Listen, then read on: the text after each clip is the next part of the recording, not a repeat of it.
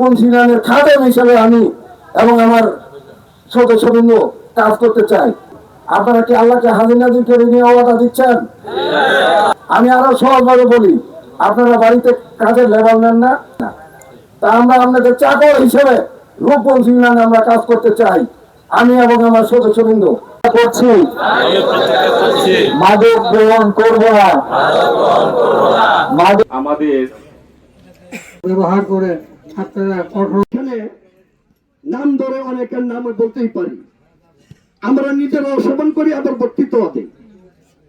এটা আজকের জন্য এইভাবে রাখলাম, নেক্সট টাইমে নিজেরা যদি খেয়ে থাকি ছেড়ে দিব, ছেড়ে দিয়ে স্টেজে এসে বক্তৃতা দিব, নয়তো বক্তৃতা দিব না।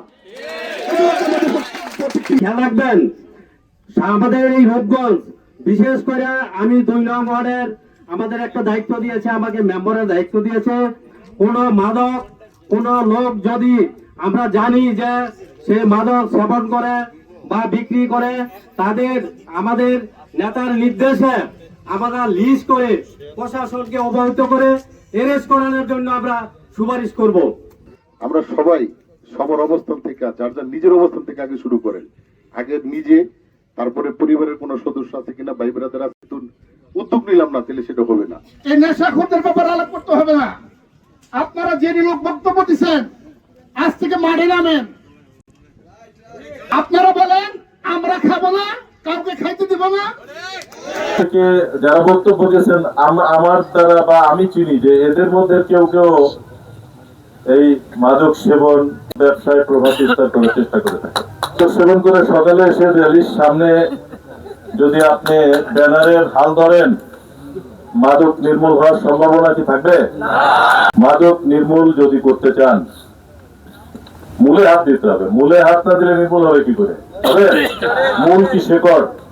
শেকড় উপরে ফেলতে পারেন, তাহলেই মাদক নির্মূল হবে।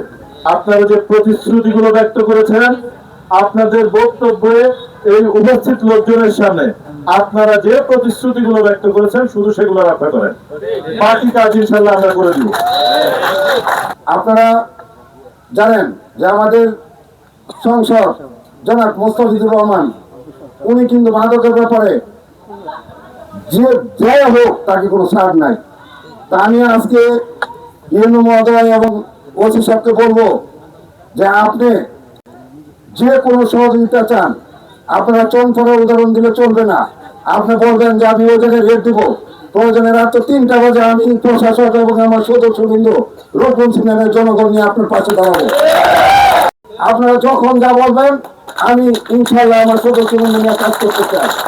আমি আল্লাহকে হাজির নাজির রেখে হাত উঠান, আমরা কথা বলুন, প্রমাণ সহ আমাদের কাছে দিবেন। আমরা প্রথম তাকে সতর্ক করবো, যদি সে সতর্ক না হয় তাহলে আমরা দল থেকে তাকে বহিষ্কার করবো। কোন মুনাফিকে করে এই আদর্শের দল বিএনপিকে কলঙ্কিত করতে চায় না।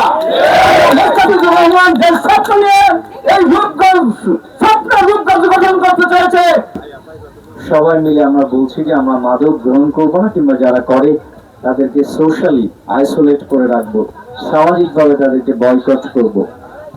এই মেসেজগুলো যারা মাদক, আমাদের জেলে জায়গায় নেই, আমরা প্রায় 170 না 75 জনকে জেল দিয়ে দিয়েছি 2 মাস, আরো বেশি। মানে আমার মোবাইল কোর্টে এটা, আর আমার মামলা দিয়ে তো আরো দেওয়া হয়েছে। এবং আমরা তো জেলে দিচ্ছি। মাদকের আইনটা এত কঠিন আইন, মাদক দ্রব্য নিয়ন্ত্রণ আইন 2018, এই আইনে স্পষ্ট করে বলা আছে, যদি মাদক রিকাভারি হয়, অর্থাৎ মাদক যদি তার পকেটে পাওয়া যায়, তার কাছে পাওয়া যায়, তাহলে 6 মাসের নিচে তার কোনো সাজা নেই। এখানে নীলা মার্কেট থেকে শুরু করে আরো অনেকগুলা নাই মার্কেট আসে। এই ঘুরতে আসা মানুষের মধ্যেও অনেকে রয়েছে যারা শুধুমাত্র মাদক সেবনের টেন্ডেন্সি নিয়ে এখানে আসে, মাদকের সাথে ব্যবসা করছে।